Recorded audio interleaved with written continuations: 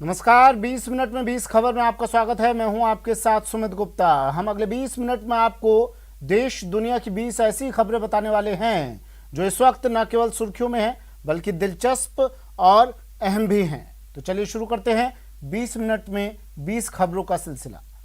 सबसे पहले देखते हैं राजस्थान की कौन कौन सी खबर इस वक्त अहम है।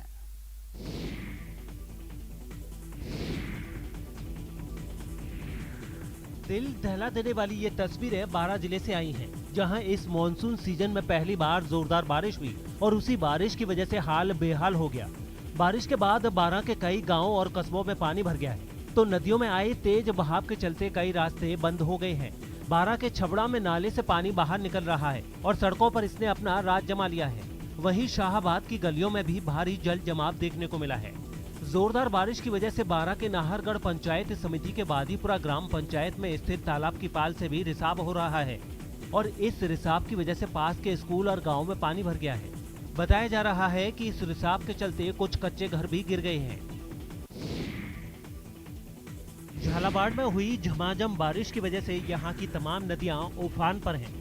बताया जा रहा है कि काली सिंध, आहू, छोटी काली सिंध, परवन और चंवली नदी में इतना पानी भर गया है कि देखने वालों के होश उड़ जाएं। काली सिंध नदी में जलस्तर बढ़ने की वजह से काली सिंध बांध के 3 गेट खोलने पड़े हैं और यहां से करीब 25,000 क्यूसेक पानी की भी निकासी की जा रही है।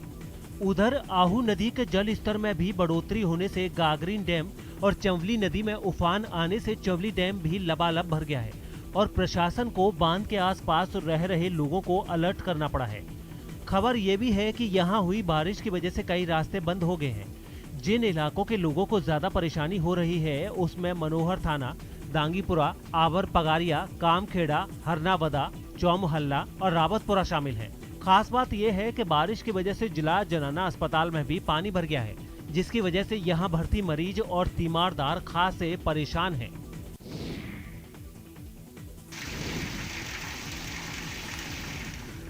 करौली में सीजन की पहली जोरदार बारिश ने नगर परिषद की व्यवस्थाओं की पोल खोलकर रख दी है। पिछले साल की तरह इस साल भी जगह जगह पानी भरने से लोगों को भारी समस्याओं का सामना करना पड़ रहा है। जिला मुख्यालय पर हाईवे पर जहां घुटनों तक पानी भर गया है, वहीं कई कॉलोनियों और निचले इलाकों में बने घरों में अंदर तक पानी ने अपना राज कायम कर लिया है। करौली से आई तस्वीरों के मुताबिक गौशाला वार्ड नंबर 51, एसपी दफ्तर रोड, रेलवे रिजर्वेशन काउंटर के सामने और गणेश नगर में पानी भर गया है। आपको बता दें कि कलेक्टर के निर्देश पर नगर परिषद ने लाखों रुपए खर्च करने के बाद कहा था कि इस बार बारिश में करौली के लोगों को जल जमाव की समस्या से दो चार नहीं होना पड़ेगा, लेकिन सारे दावों की पोल खुल गई और दावों की सड़क पानी में डूबकर रह गई है। ऐसी बारिश हुई कि जमीन तो जमीन, पानी की तेज धार मकान का बड़ा हिस्सा भी अपने साथ बहा ले गई। पानी की तेज धार से मकान का एक हिस्सा बहने वाली ये तस्वीरें अलवर के बानसूर से आई हैं। बताया जा रहा है कि सोमवार की रात हुई मूसलाधार बारिश ने ऐसा कहर बरपाया कि कई मकान इसी तरह से जमींदोज हो गए। भारी बारिश की वजह से सेन वानसूर के शाहपुर गांव में सबसे ज्यादा कहर बरपा है, जहां की ये तस्वीर है। यहाँ के लोगों का कहना है कि सोमवार रात हुई बारिश के बाद गांव के रास्तों पर नदियां बहने लगी और इसके रास्ते में जो कुछ भी आया उसे बहा ले गई। खास बात यह है कि यहाँ से पानी निकासी का कोई रास्ता नहीं है, जिसकी वजह से यहाँ के लोगों की परेशानी बढ़ गई है। ये ऐसी सड़क है जिसे सड़क कहना मजाक जैसा है, लेकिन भरतपुर के बयाना कस्बे के लोगों की किस्मत यही सड़क है जिस पर उन्हें रोजाना सफर करना पड़ता है, वो भी अपने और अपने परिवार की जिंदगी दांव पर लगाकर। यहाँ के लोगों का कहना है कि भरतपुर के बयाना में नगर पालिका की लापरवाही की वजह से कई सड़कें गड्ढे में तब्दील हो चुकी हैं और उनकी लापरवाही की वजह से रोजाना कहीं न कहीं हादसे होते रहते हैं। सड़क की ऐसी हालत और बरसात के मौसम ने यहाँ के लोगों को दहशत में ला दिया है। इन लोगों का कहना है कि बारिश में जब इन गड्ढों में पानी भर जाएगा तब उनके लिए यहाँ से गुजरना मौत को दावत देने जैसा हो जाएगा। इधर नगर पालिका चेयरमैन का कहना है कि जल्द ही इन गड्ढों को भरवाया जाएगा, लेकिन अभी बरसात के कारण कार्य नहीं कराया जा सकता है। लेकिन अब बरसात में इन गड्ढों से कितने हादसे होंगे ये अंदाजा लगाना मुश्किल लग रहा है। अस्पताल में इलाज करा रहे ये बाड़मेर पीएचडी में काम करने वाले ठेकेदार धर्माराम हैं, जिन्हें इस कदर पीटा गया है कि हालत बिगड़ गई है और अस्पताल में भर्ती होना पड़ा है। बताया जा रहा है कि सोमवार की शाम को धर्माराम अपनी बाइक से घर लौट रहे थे कि रास्ते में स्कॉर्पियो से आए 4 से 5 बदमाशों ने उनका अपहरण कर लिया और उनके साथ आधे घंटे तक मारपीट करने के बाद सड़क पर फेंक दिया। इस मामले की रिपोर्ट के बाद पुलिस जांच में जुट गई है और 3 थानों की पुलिस आरोपियों की तलाश में जुटी हुई है। बताया जा रहा है कि रेडाणा गांव में जमीन विवाद और चुनावी रंजिश के चलते आरोपियों ने पहले रैकी की और फिर बाइक पर घर जा रहे ठेकेदार का अपहरण कर लिया। मेरे घर से 200-250 मीटर पहले मजदूर नगर से 200-250 मीटर अंदर पीछे से स्कॉर्पियो गाड़ी ने बाइक को टक्कर मारी। तो उसमें 5 लोग सवार थे और उसके बाद धारदार हथियार भी थे।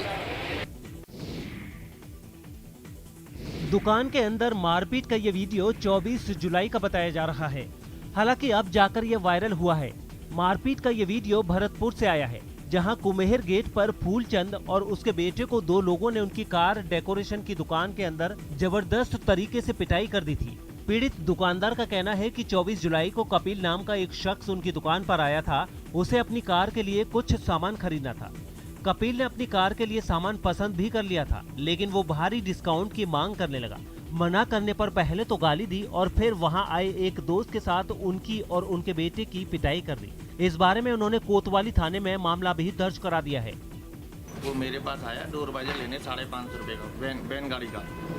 उसके बाद वो 400 रुपये में लेने लगा मुझसे और फिर मैंने उसको वापस लौटाए पैसे कि भाई मेरा पड़ता है नहीं, मैं नहीं दे पाऊँगा तुमको। फिर उसने ज़बरदस्ती की मेरे से और ज़बरदस्ती करने के बाद बोला मैं पैसे भी ले जाऊंगा और माल भी जाऊँगा, तू क्या करेगा। मैंने भाई तेरी बस की होता है तो करके देख ले। उसके बाद फिर उसने फ़ोन किया अपने आदमी को, गज्जो को। कोई बात नहीं, मैंने चेतक को फ़ोन किया उस टाइम। चेतक को फ़ोन करने के बाद तो मैंने फ़ोन काट दिया। उसके बाद उसका आदमी जब जैसे ही गज्जो आ गया उसके बाद उसने मेरे से हाथापाई करना चालू कर दिया। मित्तल है जिसकी अरविंद डेकोरेशन कार कम्युनिकेट के पास दुकान है, जहाँ पर कुछ झगड़ा हुआ है इनका परसों दिन 24 तारीख को, जिसमें मुकदमा दर्ज कर लिया है। जांच जारी है। कल मैं गया था, इसकी वीडियो भी रिकॉर्ड देखी, जिसकी सीडी बनवाई है। झालाना लेपर्ड सफारी की ग्रैंड सक्सेस के बाद अब राजस्थान का वन विभाग जयपुर के नाहरगढ़ अभ्यारण्य में जंगल सफारी शुरू करने जा रहा है। आपको बता दें कि पिछले 5 साल में झालाना लेपर्ड सफारी जिस तरह से इको टूरिज्म का केंद्र बनी है और वहां पैंथर की तादाद 40 से भी ज्यादा हो गई है, उसके बाद वन विभाग के लिए ये जरूरी हो गया था कि अब नाहरगढ़ के जंगल पर भी फोकस किया जाए। लिहाजा अब वन विभाग नाहरगढ़ में भी जंगल सफारी शुरू करने जा रहा है। फिलहाल नाहरगढ़ सेंचुरी में जंगल के लिए 2 जोन तैयार किए गए हैं। जोन 1 में पापड़ के हनुमान जी से माइला बाग और जोन 2 में बायोलॉजिकल पार्क से ओदीराम सागर तक के रूट का चयन किया गया है। हाल ही में जयपुर ज्वाइन करने के बाद डीसीएफ अजय चित्तौड़ा ने इन दोनों रूट्स का प्रस्ताव बनाकर सीसीएफ के जरिए मुख्य वन्यजीव प्रतिपालक तक भिजवाए थे, जिन्हें मुख्य वन्यजीव प्रतिपालक एमएल मीणा ने मंजूरी भी दे दी है। नाहरगढ़ बायोलॉजिकल पार्क से ओदीराम सागर के रूट पर पर्यटकों को लेपर्ड्स के साथ ही तरह तरह के पक्षी भी देखने को मिलेंगे। खास बात यह है कि इस तरफ करीब 8 से 10 लेपर्ड्स का मूवमेंट रहता है। वहीं पापड़ के हनुमान जी से लेकर माइला बाग की ओर से करीब 12 से 15 लेपर्ड्स का मूवमेंट है। राजस्थान में पहली बार चंबल में जलीय जीवों को बचाने के लिए एक खास योजना शुरू की जा रही है। नमामि गंगे योजना की तर्ज पर चंबल नदी में बेहद दुर्लभ गंगा डॉल्फिन, घड़ियाल, ऊद विलाप जैसे जीवों को बचाने के लिए ये कवायद की जा रही है। खास बात यह है कि राजस्थान की ये पहली marine wild life conservation scheme है। इस स्कीम को अमली जामा पहनाने के लिए भारतीय वन्य जीव संस्थान के विशेषज्ञों ने राजस्थान वन विभाग के साथ एक अहम वर्कशॉप भी की है। घड़ियाल की विश्व में सबसे बड़ी जो पॉपुलेशन है वो चंबल नदी में पाई जाती है और चंबल नदी की पॉपुलेशन इस गंगा बेसिन में कई नदियों में जहाँ से ये प्रजाति विलुप्त हो गई थी या कम हो गई थी, वहाँ पर यहाँ पे ले जाके इनको छोड़ा गया ताकि नई पॉपुलेशंस को बिल्डअप करा जाए। जिसमें 5 राज्य जो है शामिल है, जिसमें उत्तराखंड है, उत्तर प्रदेश है, बिहार है, झारखंड है और वेस्ट बंगाल है। ये कार्यक्रम जो है 2016 में शुरू हुआ था और इस फेज 2 में जो है जो ट्रिब्यूटरीज है उसको भी शामिल किया जा रहा है। आपको बता दें कि केंद्रीय जल शक्ति मंत्रालय और भारतीय वन्य जीव संस्थान की मदद से सालों भर बहने वाली एकमात्र नदी चंबल को बचाने के लिए सरकार ने ये योजना बनाई है। जी हां, शूटिंग रेंज का हाल देख लीजिए। ये जयपुर का वही जगतपुरा शूटिंग रेंज है जहां से 3 ओलंपियन निकले हैं। टोक्यो ओलंपिक में हिस्सा लिया है, लेकिन यहाँ प्रैक्टिस करने के लिए इलेक्ट्रॉनिक टारगेट्स की सुविधा नहीं है। हालत ये है कि यहाँ खिलाड़ी टपकती छत के बीच मैनुअल टारगेट पर निशाना लगाने को मजबूर हैं। अब जरा इस शूटिंग रेंज में प्रैक्टिस कर रहे शूटर्स की परेशानी भी सुन लीजिए।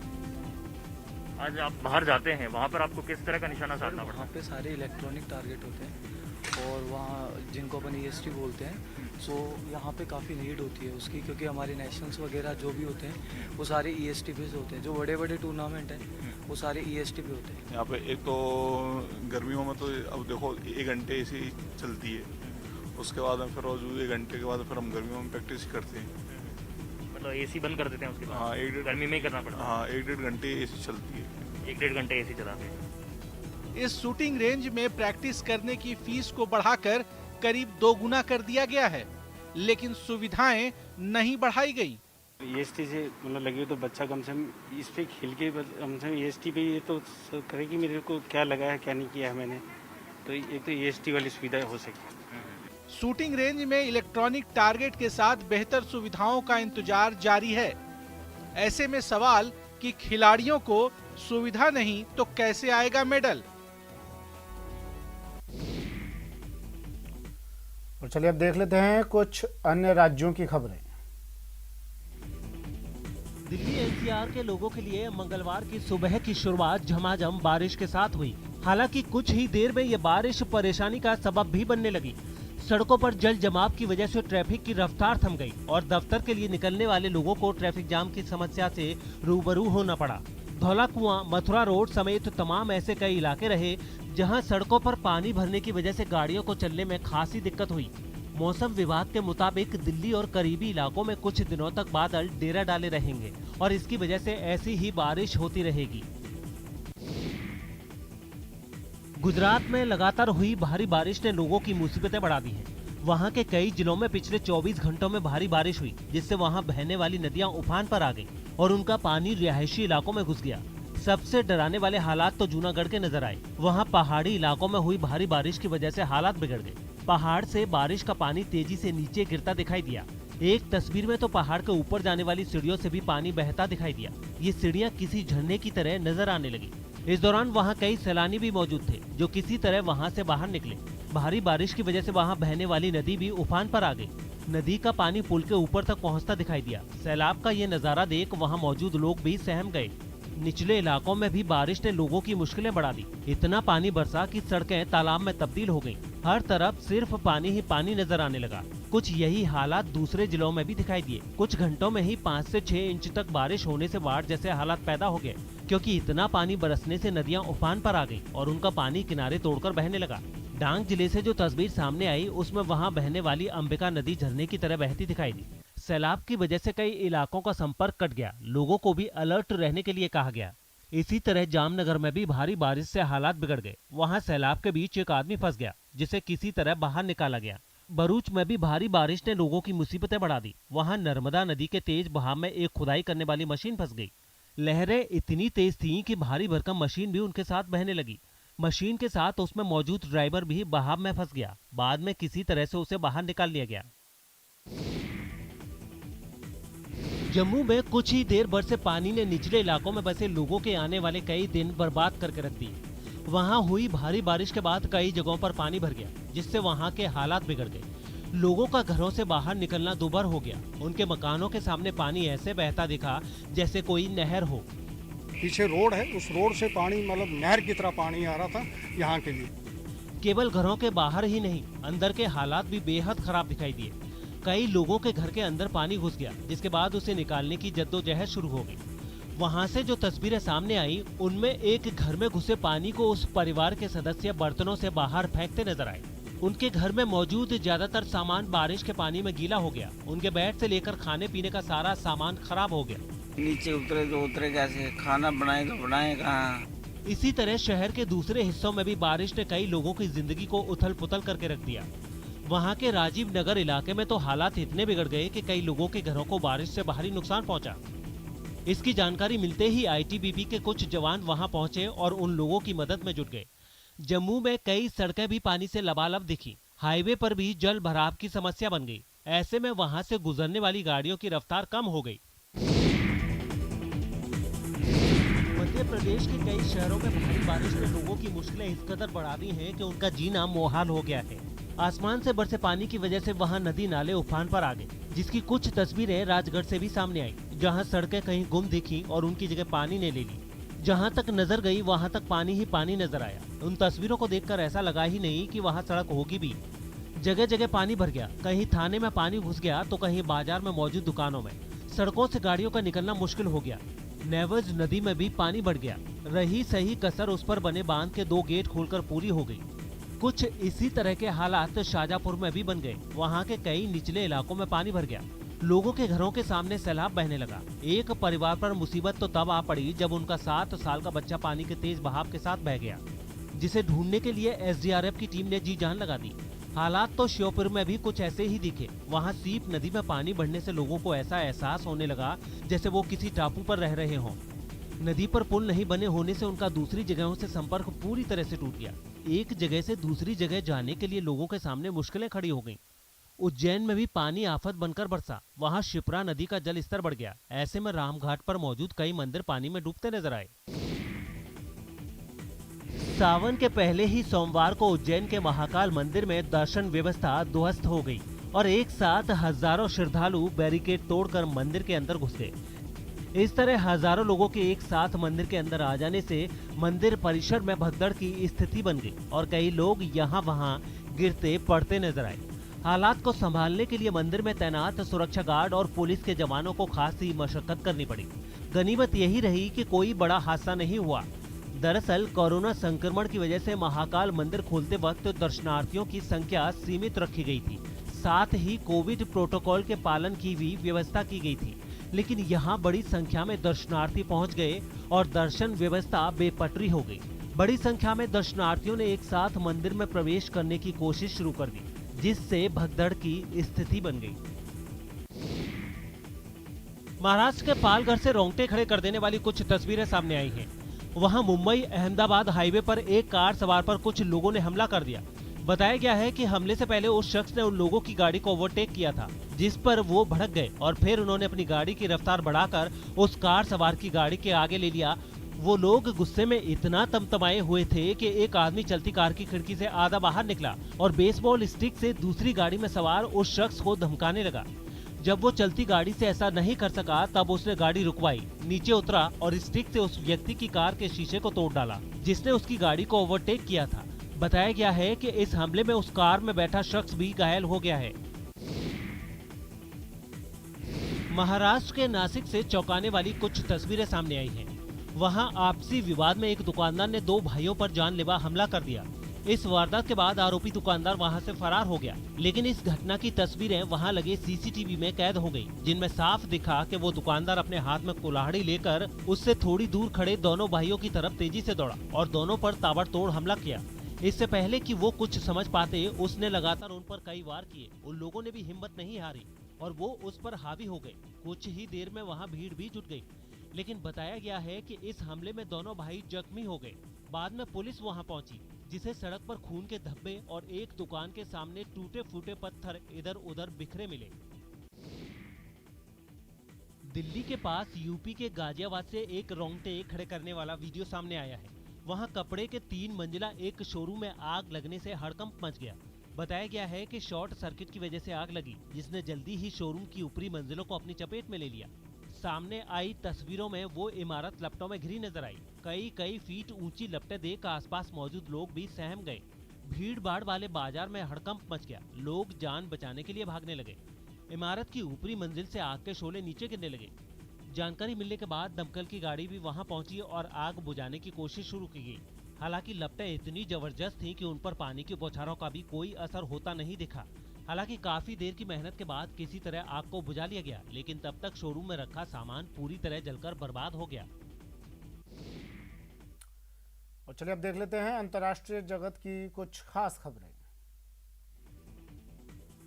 अमेरिका के कैलिफोर्निया में जंगल में लगी आग की कुछ और दिल दहला देने वाली तस्वीरें सामने आई, जिसमें जंगल का एक बड़ा हिस्सा और कई घर जलते नजर आए।